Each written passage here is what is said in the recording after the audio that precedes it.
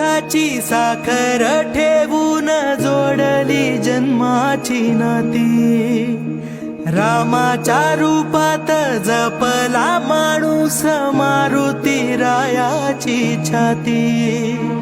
वाघाची लीलानी कपाळी टिळा तू जेड अंधारासाठी। भनक भीतीची नवती भवती आभाळ रे माझ्या पाठी। देऊन किनारा मनाच्या होडीचा सारंग हरवला माझा